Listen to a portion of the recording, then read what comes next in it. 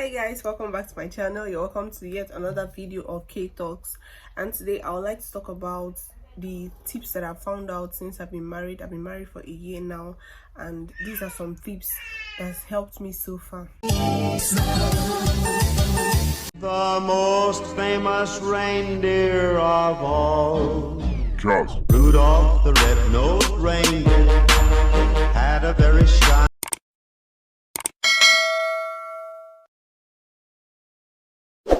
Hi my loves, welcome back to my channel. So you're welcome to yet another video of K Talks, and today I would like to talk about 5 tips on what has helped my marriage so far. I've been married for a year now, and I want to share tips that has helped me so far, in as much as dating and marriage is not the same thing. Like, you can date someone for years and still not know the person completely, because human beings, we change.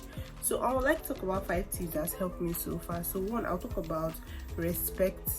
You respect your hobby, you respect your spouse or your better half. You don't babysit him, you don't sit him down and talk to him like a child, you don't nag him, you don't quarrel with him. All of them is under that babysitting, and start listing out his mistakes to his face. Men don't like that. The other one is being patient with him. Like, you need all the patience in the world. If you're going to be married, or if you're going to stay married, you will need lots of it. Like, when I mean patient, you would need lots of it. Like, see your parents being married for 30 years, 20 years, 50 years, and then you'll be asking yourself, why is this new generation married not lasting? Like, you'll be asking yourself, why is this new generation married not lasting? It's really, like, this generation, this Gen Z generation and millennial generation, they are 2 different generations. So it's just how to imbibe some of the good principles that the millennium people, they imbibed in their own marriage. That's how you're going to make yours work. And our goal is to stay married and not end our marriage in a year or 2 or 3, like all this celebrity marriage. And I won't condemn celebrity marriage, because they're celebrities. That's why we know the split. Unlike normal regular people that break up every day and you don't even know. People quarrel, people pack out of their husband's house, people pack out of their houses, they go to their mom's place, they start a new life afresh, but you don't know, because they are not celebrities. But then we condemn so much celebrities and make them feel like, okay, they are supposed to be perfect. Yes, they portray this picture perfect image, but they are also human, so we should be kind with our words with them. Okay, so guys, back to what I was saying. You respect him. I said 1, you respect him. 2, you don't babysit him. 3, we need all the patience in the world when it comes to handling issues concerning marriage, because like I said before, relationship, dating and marriage is not the same thing. But they will always advise us to do courtship. Like, you date, you do your courtship, you attend marriage class. Yes, I attended marriage class when I wanted to get married, because I'm Catholic by birth, my husband is a Catholic. So I attended marriage class, and in that marriage class they taught us a lot. They taught us about respecting your partner, wives respecting their husband respecting their wife, but you know that respect is reciprocal. Like, you give me and I give it to you back. So they talked about so many things. I can't really remember, because it's been a year and now, and I cannot really remember the details, but I can pick out some things. Some of the things our catechist taught us, and one of it is, I think one, he talked about finances, like men hiding finances from their wives. He talked about respect, women respecting their husband, because you know, women of nowadays, we do, some of them do feminism. I don't think feminism is about trying to be equal with your other half, but I feel it's about trying to know that he's the head of the house while you are the neck. You know, the head of the house is the man, like your head, the head is the man, while the neck is the woman. So the work of the woman is to support and to, like, direct the head wherever it's, like, if I want to turn to this place, for example, the neck is what I'm going to need to assist me to turn to this place. In as much as the head is the one doing the brain work, the neck is also a support. So women are like support system to their husbands. So you cannot cut off the neck and leave the head. You cannot cut off the head and leave the neck. It doesn't work that way. It takes 2 to tango. Like, you need your neck and your head to function. So that's how women are. Women are backbone of their husbands. In as much as men are proud, men have their ego up high and they don't even want to bring it down for anything in the world. But then a good woman and a woman that knows how to navigate her way around her husband would find it easy to be able to penetrate through the ego. So guys, you need to be patient, because sometimes it's going to drive you nuts. It's going to make you question your sanity. It's going to make you feel like, what am I even doing in this marriage? And then when the quarrel is over, you'll be like, he's the best thing that happened to me. Like, he's the best thing that happened to you, but a while ago he was the worst thing that happened to you. So you're going to need all the patience in the world to fix your marriage, because if at any slight provocation you get angry that you're going back to your mother's house, you're going back to your father's house, how do you want to live that? How do you want to celebrate those marriage anniversary, those wedding anniversary, those vows, for better for worse? And when they say for better for worse, I'm not saying for better for worse when they start beating you or when they start using as a punching bag, but for better for worse because you know that you're a human being, he's also a human being. You know that he grew up in a different background, you also grew up in a different background. Like, they did not give birth to you both the same day, and even if they did the same day, not the same time and not the same hour and not the same hospital. So definitely, even the same twins too, they have different attributes and characters. So you cannot compare somebody that grew up in a different environment to you. The way you want things to be done might not be the way he would want things to be done. For example, if you like your shoes hanging around you, or maybe you like seeing them anytime you wake up from your sleep, and maybe you go marry somebody that he wants everything organized, he wants everything to be in a separate room, he wants everything to be in a separate shoe rack. You just have to find a balance. You just have to find a balance or a way to navigate your way around it, because my dear, it's not going to be easy. So these are the things you will learn while you're dating a person, and that's why sometimes it's important to date a person before getting married to the person. But some marriages, they don't even date and it works out for them.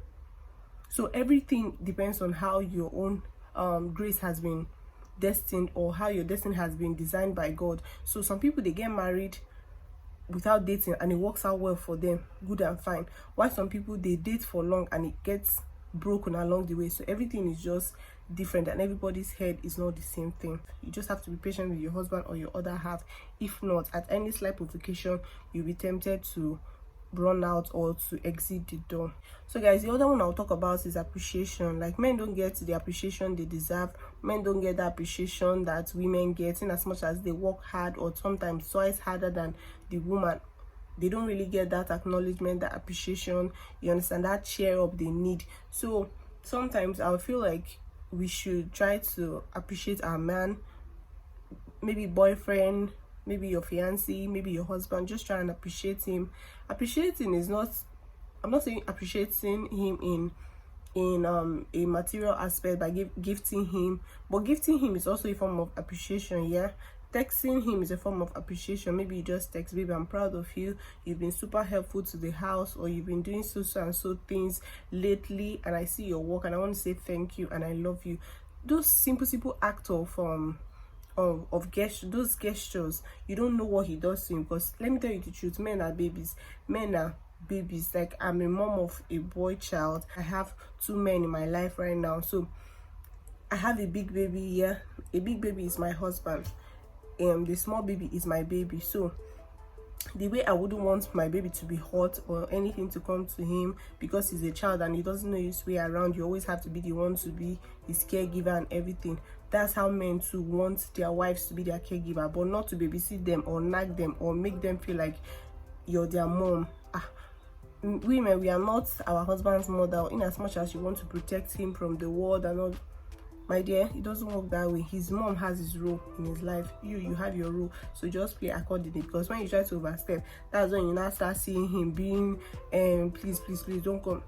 That kind of thing. So you wouldn't want to overstep your boundary by momming him and making him look like a mommy's boy. He married you as a wife and as a soulmate to compliment him and to support him. So just do your own accordingly. So guys, the other one I would like to talk about is giving him space. Like, men want their freedom. Here, Jesus, I cannot overemphasize this. Men want their freedom. In as much as they want to get married, in as much as they want to have a family, they also need their freedom. So how do you navigate between, you want your freedom, yeah, you want your freedom, you want to do all the things you did while you're single, and then you are married now.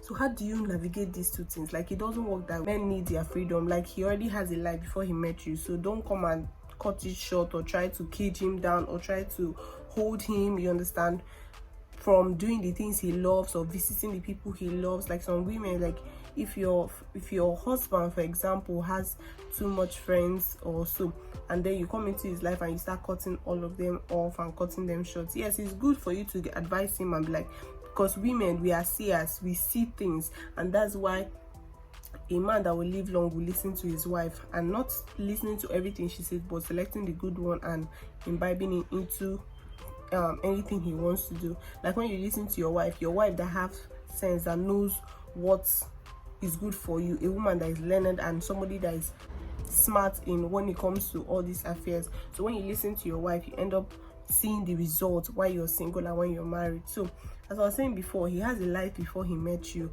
Don't try to tame him down, don't try to cage him, and don't try to be his mom, like try to mommy him and do this is how I like it, this how, like some people, for example, you would get married and then your husband forgets to close the toilet seat and you like the toilet seats being closed, and then every time you shout at him, why is this it doesn't work that way. You just have to try to be patient with him and try to tell him, this is what I like, this is what I don't like. You just try to make him understand that closing it is ideal, closing it is this, closing that, in a calm way, and not try to shout about it, because when you shout about it, they will take the exit button and they'll press it. So as I was saying, he has the life before he met you, so you wouldn't want to start controlling him, you won't want to start nagging him, because men, they don't really like men that nag. So if, for example, that toilet seat episode happens and you be like, you keep quiet for the meantime, and then you meet him maybe when he's calm and you tell him, babe, we need to talk. Tip number 1, men don't like when their wives or a woman tells them we need to talk. They don't like it at all. Like when I mean they don't like it at all. Don't even tell them you need to talk or babe, we need to talk. Just come up, maybe romantic, maybe something happens, or maybe talk lead to talk.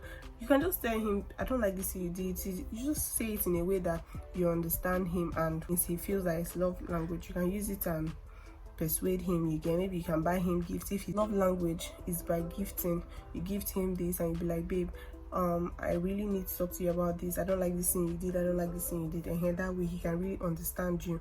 But if you come to him and be like, babe, we need to talk, every day I'm busy, I'm doing something, they don't really like it, because it might be as if you want to lecture them and give them a rundown note, like a biology note. You know how extensively biology has now, so biology notes are, so he wouldn't want you to start giving him that pep talk and lecture, because he'd be like, I'm not a baby and I'm not your child, so don't come and lecture me on things like that. So if you know his hobbies and things he used to do before, I don't think you should stop them or you should stop him. The only thing you have to do is just support him and encourage him to be a better man for you and for your kids. That's if you have children, and if you don't, maybe for your future children. And this is how you want your marriage to be like when you start having kids and when you start producing or reproducing. So with these 3 points of mine, I feel I'm able to pass out a little knowledge on what has been helping me, or tips that can also help you in your own marriage or in your own relationship. I hope you enjoyed this little pep talk of mine. I'll see you on my next one. Please don't forget to subscribe, like and share. I love you guys.